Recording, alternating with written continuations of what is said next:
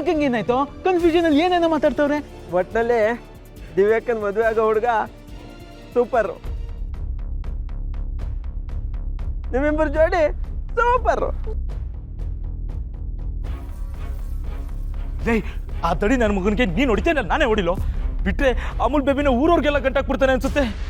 ಏಯ್ ತಾಮಗೋಲಿ, ಆ ಅಮೂಲ್ ಬೇಬಿ ನಮ್ಮ ಸತ್ತಿನ ಮನ್ಸಿಗೆ ಗೆದ್ದಿರೋ ಕಿಲಾಡಿ ಗಂಡು ಕಣೋ. ಮಗ ಏನ್ ನಡೀತಿದ್ಯೋ ಅಲ್ಲಿ? ಎಲ್ಲ ಕನ್ಫ್ಯೂಸ್ ಆಗಿ ಏನೇನೋ ಮಾತಾಡ್ತವ್ರೆ. ಬಾ ನಾವು ಹೋಗಿ ಎಲ್ಲ ಕ್ಲಿಯರ್ ಮಾಡಿ ಬರೋಣ. ಬಾ ಬಾ. ದಯವಿಟ್ಟು ನನ್ನ ಕ್ಷಮಿಸ್ಬಿಡಿ ದೊಡ್ಡ ಮಾವ. ಗಾಡಿಗೆ ಏನೇ ಡ್ಯಾಮೇಜ್ ಆಗಿದ್ರು ನಾನು ಸರಿ ಮಾಡಿಸ್ಕೊಡ್ತೀನಿ. ಏನು ಬೇಕಾಗಿಲ್ಲ. ಇವ್ರ ಮನೆ ಹಳಿನ ಹತ್ರ ಕಾಸು ಕಿತ್ಕೊಂಡೆ ಅನ್ನೋ ಅಪವಾದ ನನಗೆ ಬೇಕಾಗಿಲ್ಲ. ಇವರಂತೂ ಇದನ್ನೇ ಊರು ತುಂಬ ಟಾಮ್ ಟಾಮ್ ಸಾರ್ಬಿಡ್ತಾರೆ. ಅಪ್ಪ, ಇವ್ರ ದಿವ್ಯಕ್ಕನ ಮದುವೆ ಆದ್ಮೇಲೆ ತಾನೇ ಹಳಿ ಆಗೋದು, ಈಗಿನ್ನು ಆಗಿಲ್ವಲ್ಲ? ಇಲ್ಲ ಬ್ರದರ್, ದಿವ್ಯಾ ಅವ್ರನ್ನ ನಾನು ಮದುವೆ ಆಗೋದು ಗ್ಯಾರಂಟಿ ಅಂದಮೇಲೆ ಅಲ್ಲಿ ಅನ್ನೋದು ಗ್ಯಾರಂಟಿ.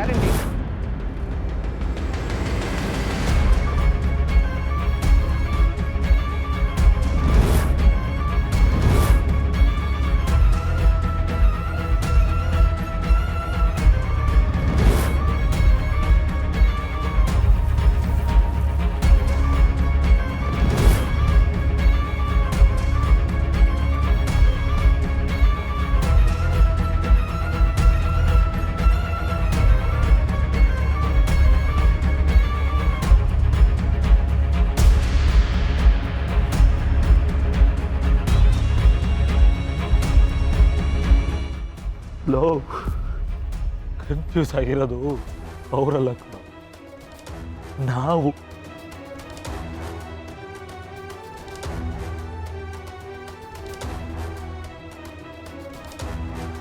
ಆಯ್ತಾಯ್ತು, ನನ್ನ ತಮ್ಮನ ಮಗಳ ಮದುವೆ ಆಗ್ತಾ ಇದೆಯಾ? ಇನ್ಮೇಲಾದ್ರೂ ಹುಷಾರಾಗಿ ನೋಡ್ಕೊಂಡು ಗಾಡಿ ಓಡಿಸು. ನಿನ್ನ ಮಗನ್ನೇ ಪಕ್ಕದಲ್ಲಿ ಕೂತ್ಕೊಂಡು ಗಾಡಿ ಓಡಿಸ್ತಿದ್ಯಾ, ನೀನು ಹುಷಾರಾಗಿ ಓಡಿಸು. ದೊಡ್ಡ ಮಾವ, ನಿಮ್ಮನ್ನ ಮೀಟ್ ಮಾಡಿ ತುಂಬ ಖುಷಿ ಆಯ್ತು.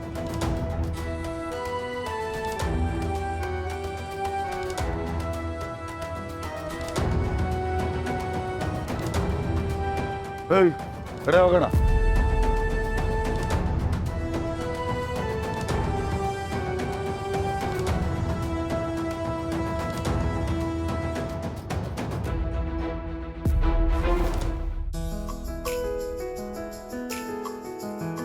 ನಮ್ಮ ಅಪ್ಪಂಗೆ ಎಲ್ಲರಿಗೂ ಕೈ ಕೊಟ್ಟು ಕೊಟ್ಟು ಬೋರ್ ಆಗಿದೆ ಅನ್ಸುತ್ತೆ, ಅದಕ್ಕೆ ಹಂಗೆ ಹೋಗ್ತಿದ್ದಾರೆ. ನೀವೇನು ತಲೆ ಕೆಡ್ಸ್ಕೋಬೇಡಿ. ನೀವು ದಿವ್ಯಕ್ಕನ ಮದುವೆ ಆಗ್ತಿರೋದು ನಂಗಂತೂ ತುಂಬಾ ಖುಷಿ ಆಗಿದೆ. ಎಂಗೇಜ್ಮೆಂಟ್ಗಂತೂ ಬರೋಕ್ಕಾಗಲಿಲ್ಲ, ಆದರೆ ನಿಮ್ಮಿಬ್ಬರು ಮದುವೆಯಲ್ಲಿ ಫುಲ್ ನಂದೇ ಓಡಾಟ.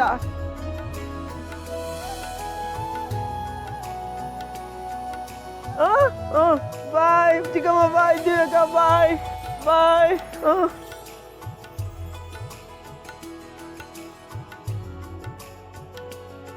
ಹಾಗಿದ್ರೆ ದಿವ್ಯಕ್ಕಂಗೆ ಎಂಗೇಜ್ಮೆಂಟ್ ಆಗಿರೋದು ಅಮೂಲ್ ಬೇಬಿ ಜೊತೆನಾ?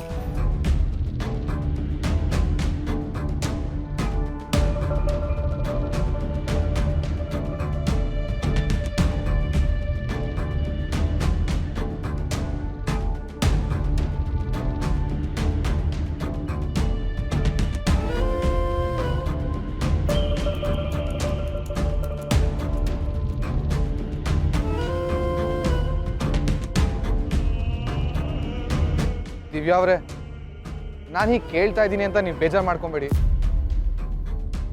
ನಿಮ್ಮ ದೊಡ್ಡಪ್ಪ ಯಾಕೆ ಒಂಥರ ವಿಚಿತ್ರವಾಗಿ ಆಡ್ತಾರೆ? ಅವ್ರು ಸ್ವಲ್ಪ ಹಾಗೇನೆ, ಕೋಪ ಕೊಂಕು ಸ್ವಲ್ಪ ಜಾಸ್ತಿನೇ. ಈಗಾಗಿದ್ದಕ್ಕೆಲ್ಲ ಮನಸ್ಸಿಗೆ ಹಚ್ಕೋಬೇಡಿ. ಛೆ, ಹಾಗೇನಿಲ್ಲ ಅತ್ತೆ.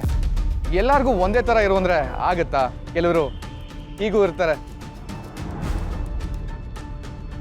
ಇನ್ಫ್ಯಾಕ್ಟ್ ಅವರಿಂದ ನಿಮ್ಮನ್ನು ಭೇಟಿ ಆದ್ನಲ್ಲ, ಅವ್ರಿಗೆ ಥ್ಯಾಂಕ್ಸ್ ಹೇಳಬೇಕು.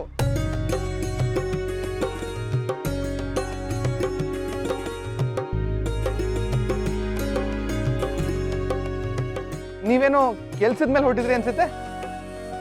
ಮನೆಗೆ ಸ್ವಲ್ಪ ದಿನಸಿ ಸಾಮಾನು ತರಬೇಕಾಗಿತ್ತು, ಅದಕ್ಕೆ ಹೊರಟಿದ್ವಿ. ಮದುವೆ ಆದಮೇಲೆ ಇವಳಿಗೂ ಇದೆಲ್ಲ ಗೊತ್ತಾಗಬೇಕಲ್ಲ. ಹೌದು,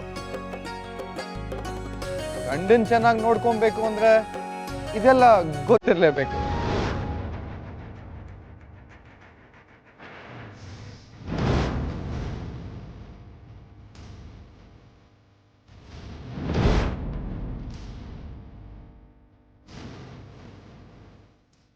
ಗುಗ್ಲು, ಇದೆಲ್ಲ ಸುಳ್ಳು ಅಂತ ಹೇಳ್ಬಿಡು. ಇಲ್ಲಿ ನಡೀತಾ ಇರೋದೆಲ್ಲ ಕನಸು ಅಂತ ನಾನು ಒಂದೇ ಒಂದ್ಸಲ ನಿದ್ದೆಯಿಂದ ಎದ್ದೇಳಿಸ್ಬಿಡು. ಕನ್ಸಾಗಿದ್ರೆ ನಿನ್ಗೊಬ್ಬಂಗೆ ಬೀಳ್ಬೇಕಿತ್ತು. ಬರೀ ಕಿವಿಲ್ ಕೇಳಿದ್ರೆ ಸುಳ್ಳು ಅನ್ಬೋದಿತ್ತು. ಕಣ್ಣಾರೆ ನೋಡ್ದಲ್ಲ ಮಗ, ಇದೇ ಸತ್ಯ.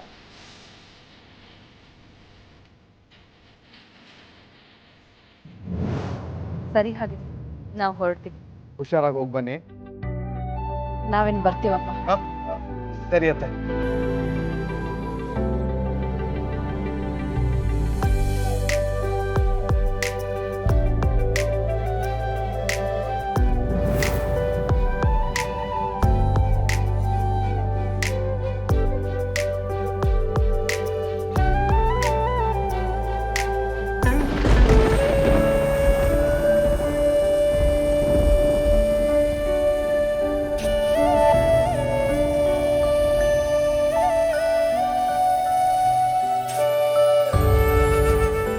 ನನಗ್ಯಾಕೋ ನಿನಗೆ ಅವನು ನೋಡಿದ ತಕ್ಷಣ ಹಿಂಗಾಗಿದೆ ಅನ್ನಿಸ್ತು.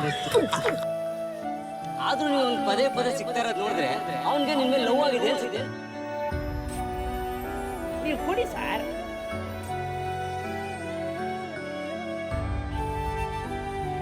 ಸತ್ಯನ ಹೆಸರು ಹೇಳ್ಕೊಂಡು ಇಲ್ಲಿಗೆ ಬರಬೇಡ ಅಂತ ಇವತ್ತು ಹೇಳಿ ಕಳಿಸಿ. ನಮ್ಮ ಏರಿಯಾದಲ್ಲಿ ಯಾವುದೋ ಹುಡುಗಿನ ನೋಡಕ್ ಬಂದಿದ್ದೀನಿ ಅಂತ ಹೇಳಿ ಎಸ್ಕೇಪ್ ಆಗ್ಬಿಟ್ರಲ್ಲ, ಆ ಹುಡುಗಿ ಯಾರಿರ್ಬೋದು?